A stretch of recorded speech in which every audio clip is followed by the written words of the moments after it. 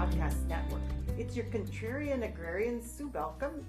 And Annie Carlson. And we're here to talk today about the politics of food.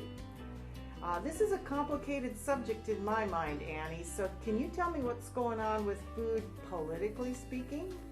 Well, one of the things that's going on right now is in our friendly pseudo-neighbor to the east in Wisconsin. And you and I travel to Wisconsin occasionally for the Moses Organic Conference. So we hold Wisconsin a little near and dear to our hearts.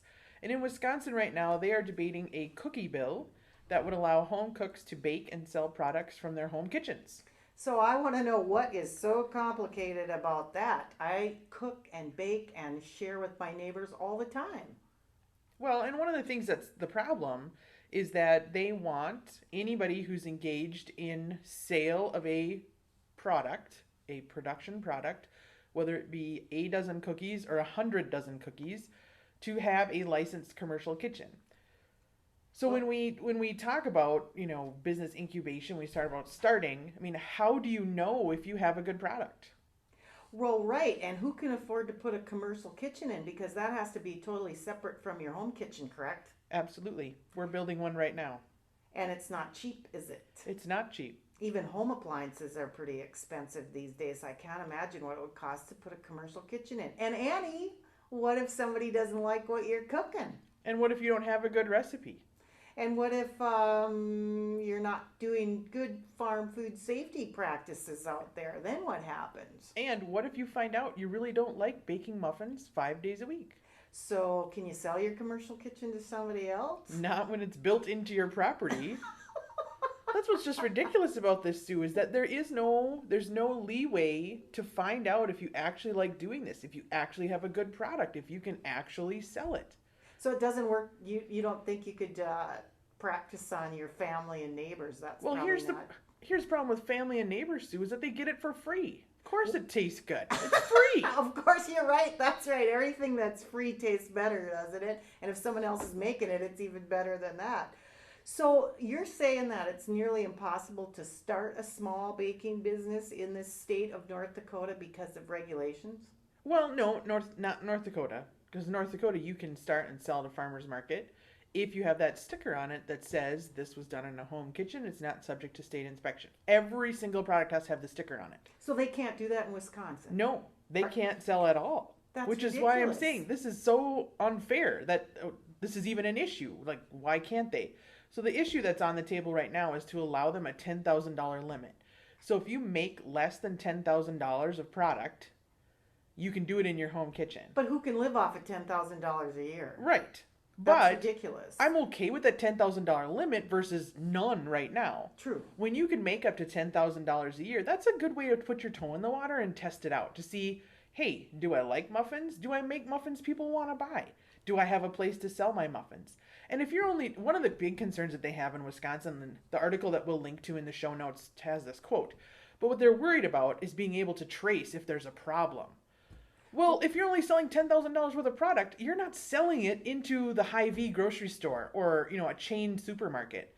And what kind of products, what kind of, what could possibly happen, like if you made a muffin, how could somebody get sick from a muffin? I've never ever even heard of something like that before. Well, and this bill only allows for those low-risk products like cookies and bars and cakes, muffins. I don't even think they allow pies.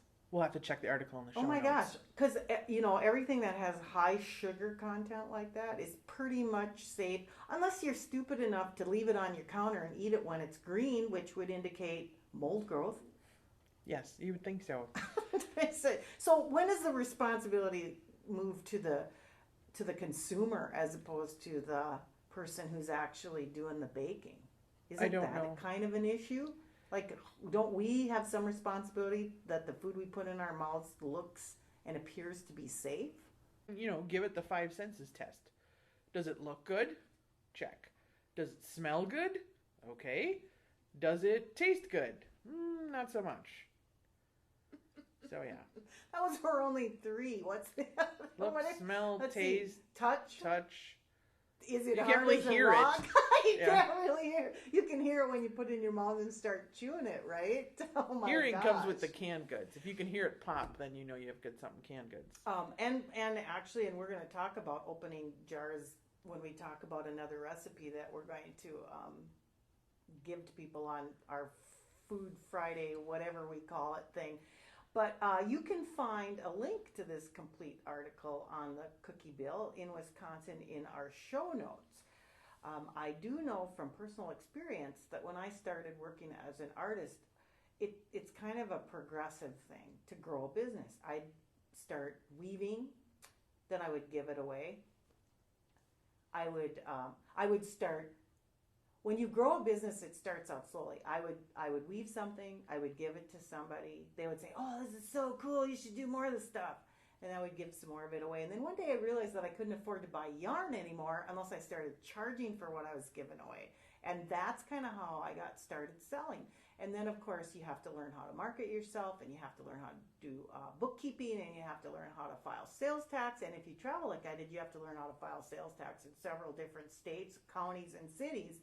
So it's not an easy thing to get into business, but I think that everybody should be allowed to try to investigate these niche markets. Well, and I think the $10,000 limit that they're proposing in this bill is pretty fair.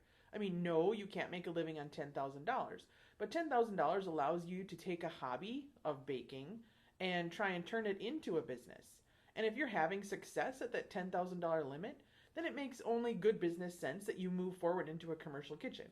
As somebody who's done about $10,000 with a business at the farmer's market baking this summer, I can tell you that I absolutely need a commercial kitchen if I want to go above $10,000. Right now, my limiting factor is my home kitchen, particularly my home oven.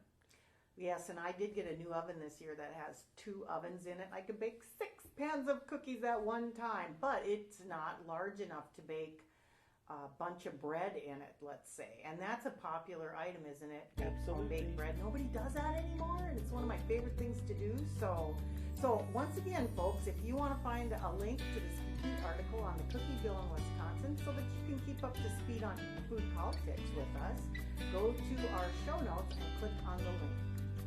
And you can find future podcasts on our new website, farmsnews.com, and that's FARRMS news.com. Or on our YouTube channel at youtube.com/farmsnews, and our very own iTunes channel. It's easy to join us every week for Farms News.